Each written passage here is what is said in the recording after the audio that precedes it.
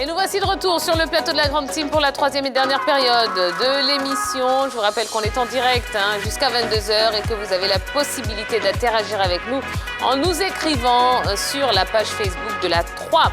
Et bien ce soir, on a le plaisir d'être avec un illustre invité, oui, monsieur Diaby Sekana, qui nous fait le plaisir d'être ici avec nous, de partager quelques souvenirs. On a évoqué la génération Sénégal 92. Et bien là, on va se projeter un petit peu plus sur la CAN 2021, puisque nous sommes à un mois, jour pour jour, du début de la compétition. Et pour revenir à l'actualité des éléphants, vous le savez, la Côte d'Ivoire va jouer la prochaine CAN, mais est éliminée du prochain mondial. Alors Diaby Sekana, comment est-ce que vous expliquez? Quelle est votre explication à vous de cette élimination? Du coup, sans être... je vais être honnête avec vous. J'ai juste vu le match retour contre le Cameroun.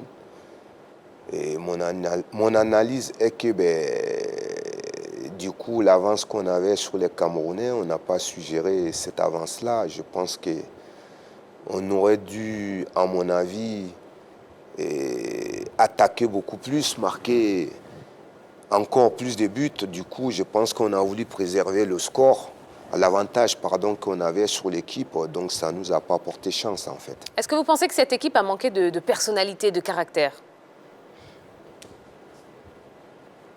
On serait qualifié, on aurait gagné ces matchs-là, on aurait dit ils sont super. Donc, du coup, je vais avoir la critique facile. Je sais quand on est en interne et que de l'extérieur... tout ce qui arrive de l'extérieur, des avis, peuvent être un tout petit peu mal interprétés. Et là, du coup, je me dis simplement qu'on n'a pas su saisir notre chance, quoi. D'accord. Alors, la CAN 2021 se tiendra au Cameroun. Une incertitude baignée par quelques doutes qui ont finalement été balayés par le pays des Lions indomptables. La CAN 2021 au Qatar. La rumeur a longtemps enflé sur cette éventualité au regard des nombreuses difficultés éprouvées par le Cameroun dans l'optique de cette compétition. À moins de mois du coup d'envoi, les doutes persistaient encore sur les capacités du pays des Lions à tenir le pari de l'organisation. Mais la CAF, à travers son directeur de la communication, a visiblement clos les débats. Nous n'avons reçu aucune information de nos dirigeants concernant un changement de date et de pays, a déclaré Alexandre Siewe dans des propos rapportés à 11 mondial. En clair, le Cameroun vivra au rythme de sa CAN à partir du 9 janvier 2022, une deuxième expérience après celle de 1972.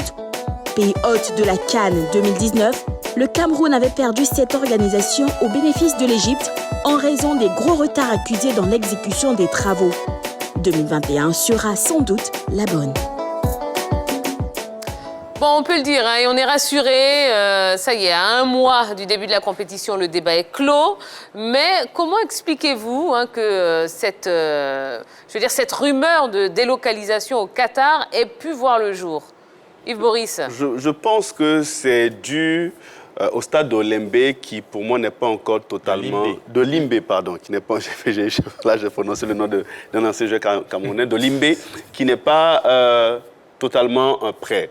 Et ça avait laissé un peu des doutes sur la possibilité de voir le Cameroun organiser cette compétition. Mais si on regarde quand même un peu du retard accusé par le pays pour l'organisation de cette CAN, pour apprêter toutes les infrastructures nécessaires, pour pouvoir accueillir toutes ces 24 nations qui vont participer à cette Coupe d'Afrique du côté des pays des Lions indomptables. Donc il y a eu beaucoup d'événements, beaucoup de choses qui ont laissé transparaître des doutes.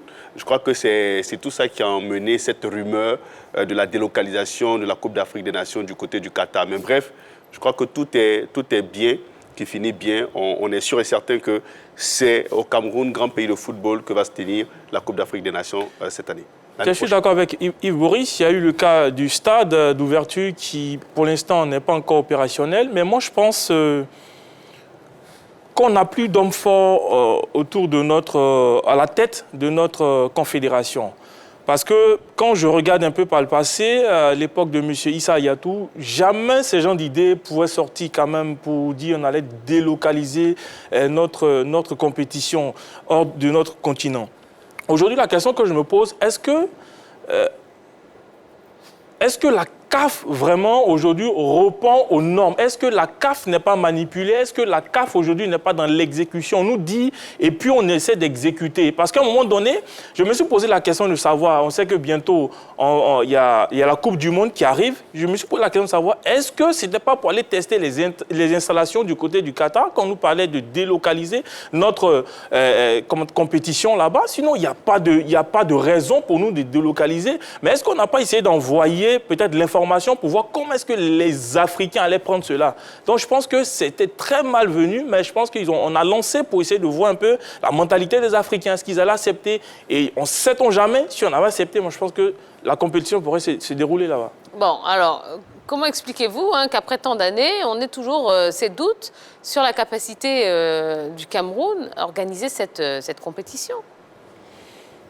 Allez savoir quelque chose, pour ma part, je pense que le foot business commence à gagner du terrain même sur notre continent.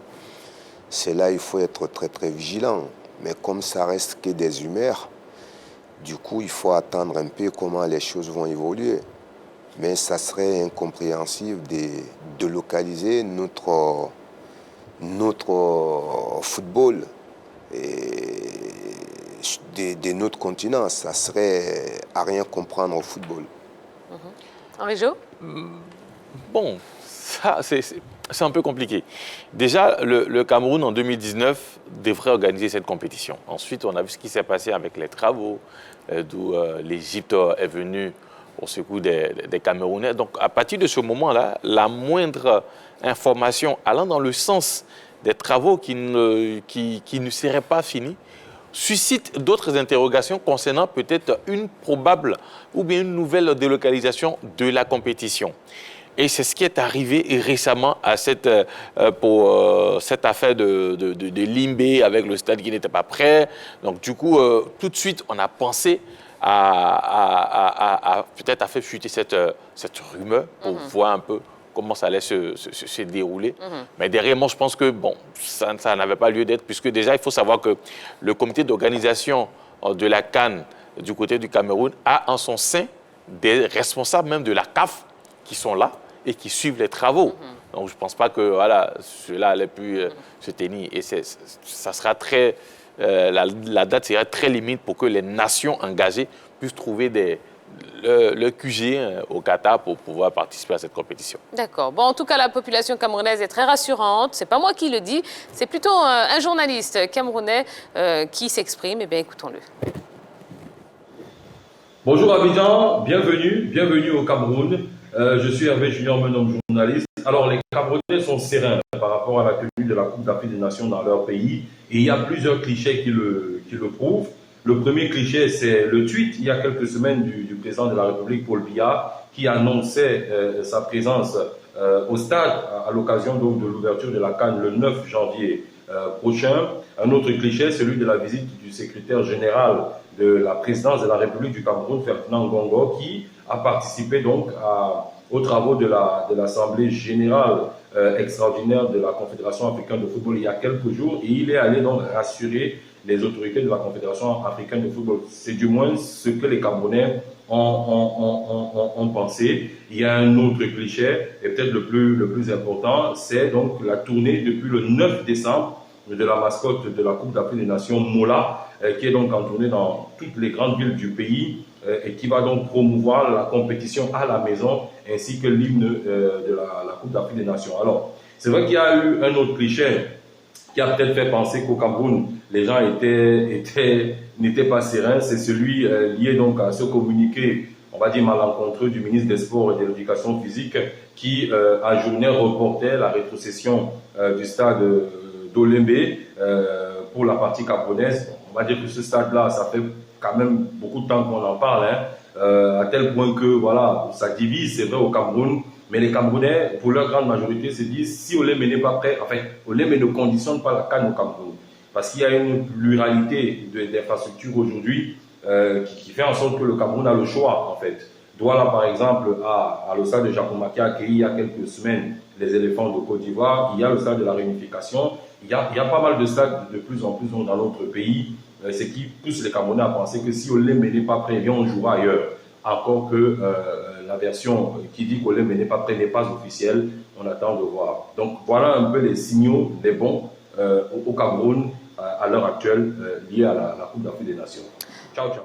Bon, donc notre confrère camerounais qui est très rassurant, très optimiste quant à l'organisation et qu'on remercie d'ailleurs pour son intervention. Alors, vu la pression exercée par la CAF, est-ce qu'il n'y a pas à craindre quand même pour nous, la Côte d'Ivoire, puisqu'on est censé organiser la CAN en 2023? Alors, en dehors même de la capacité de la Côte d'Ivoire à accueillir la CAN en 2023, moi, quand je regarde un peu le timing, je ne pense pas que la CAN puisse avoir lieu en 2023. Je m'explique rapidement. Déjà, en début d'année, c'est-à-dire janvier-février, nous avons la Coupe d'Afrique du côté du Cameroun. Quand on finit, il y a les éliminatoires en masse de la Coupe du Monde, la dernière fenêtre. Et en fin d'année, vous avez la Coupe du Monde. Alors, quel temps aura la CAF pour organiser les éliminatoires de cette Coupe d'Afrique en 2023? Il n'y a plus de temps, il n'y a plus de fenêtre. Donc, moi, je pense qu'en 2023, ça sera impossible qu'on organise la... Peut-être ça sera repoussé. Même en fin d'année. Pas parce que la Côte d'Ivoire ne sera pas prête, mais déjà le timing pour jouer les éliminatoires pour la qualification de la CAN 2023, je pense que le temps ne suffira pas. Bon, ça peut nous réjouir, parce que ce qu'il dit n'est quand même pas faux. Quand on regarde un peu l'année 2022, l'année civile 2022, c'est une année très chargée en compétition. Bien sûr. Et ce sera vraiment difficile. Mais en même temps, moi je pointe du doigt un peu même les avancées des travaux en Côte d'Ivoire. Il y a des stades qui... On ne sent pas si ces stades-là avancent. Par exemple, celui du stade Félix Houphouët-Boigny, on voit, on ne sent pas encore les choses bouger, les choses avancer dans le bon sens. Et tout ça, quand même, suscite des inquiétudes. Et moi, quand je regarde tout cela, je me dis, tiens, attention, on n'est pas encore sorti de cette difficulté. D'accord. Bon, en tout cas, on espère que tout va bien se passer. J'ose imaginer que tout ça a été pris en compte, ma foi. On verra, on sera fixé très bientôt. Qu'est-ce qu'il faut à la Côte d'Ivoire pour qu'elle réussisse sa CAN, là, au Cameroun? Du coup, c'est un dossier que je ne maîtrise pas. Si vous me parlez techniquement par rapport au terrain, oui, je pourrais vous dire maintenant. Par rapport aux installations, du coup, très honnêtement... Non, la CAN au Cameroun, la CAN 2021. Ah ouais, d'accord, vous parlez un peu... juste, ok, il faut se rattraper par rapport, comment dire, et à notre prestation au Cameroun, il faut faire en sorte d'effacer cela et faire bonne figure par rapport... des joueurs, il y en a, maintenant, il faut plus que ça. Du coup, laissons un peu le temps à l'entraîneur, au sélectionneur, de mettre quelque chose en place, parce que c'est pas évident. Mais vous dites qu'il faut plus que ça. Il faut quoi, exactement? Pourquoi? Parce que, du coup, il a dû s'en rendre compte qu'il y a des choses qui ont été faites par rapport aux Camerounais, au match retour, qu'il faut rectifier tout cela. Donc, du coup, il a plus de temps de travailler sur certaines choses. Oui, mais vous dites, on a des joueurs, oui, mais il faut plus que ça. C'est vous qui l'avez dit. Oui, il faut quoi? Plus que ça, il faut d'abord... c'est quoi ça? Une cohésion du groupe, il faut un projet de jeu bien établi, il faut que ce soit compris de tous, il faut que le groupe adhère. C'est beaucoup de choses en même temps. C'est pour ça que j'ai dit il faut plus que ça. Donc, du coup, est-ce que les joueurs qu'il a sur la main, chacun se retrouve dans ce système-là? Est-ce que, en fonction des caractéristiques des uns et les autres, est-ce que ce système-là convient aux joueurs? Donc, ça fait beaucoup de choses en même temps. En si peu de temps, en un mois. Voilà, à résoudre. Donc, on n'est pas sorti de l'auberge. D'accord, très bien. Bon, il nous reste une toute petite minute. Et là, je voudrais que vous la consacriez à votre gala du 18 décembre. Si vous aviez un mot à l'endroit de la population de Daloa qui va voir débarquer sur son terrain la génération, je dirais quasiment au complet, la génération Sénégal 92, qu'est-ce que vous leur diriez? Alors, tout d'abord, permettez-moi, en une minute, je vais faire vite, de rendre hommage à mon papa que j'ai perdu il y a très peu de temps. Il aurait été très enchanté et très très fier que je vienne avec tous ces gars-là. Et la parenthèse, elle est fermée. Et je tenais aussi à remercier le ministre des Sports qui m'a reçu sans rendez-vous, ce qui prouve que ma personne, quand même, a marqué les Ivoiriens. Et Touré Mamadou est également le maire de Daloa qui, aujourd'hui, depuis le début de ce projet-là, nous a tendu la main, qui aujourd'hui nous suit encore. Et donc je demande juste à la population de Daloa de sortir très nombreux, parce que nous on vient à Daloa pour eux, et surtout pour la jeune population de Daloa. Merci beaucoup, Diaby Sekana. C'était un plaisir, vraiment, de vous recevoir sur ce plateau. Vous revenez quand vous voulez. Comme Merci ça y est, beaucoup. maintenant, voilà, vous serez amené à revenir beaucoup plus souvent. Eh bien, n'hésitez pas à revenir nous faire un petit coucou sur le plateau de la Grande Team. Ce sera avec grand plaisir. Merci de m'avoir invité. Mais merci la team. Et merci à vous, amis téléspectateurs. Eh bien, ça y est, c'est la fin de ce numéro de la Grande Team. Merci pour votre fidélité. On ne se laisse pas très longtemps, non, juste le temps d'une petite soirée, d'une petite journée. Et on se retrouvera demain, même heure, même endroit. Ce sera à 20h30 sur la 3 pour la dernière de la semaine. Allez, excellente soirée à tous. Bye bye.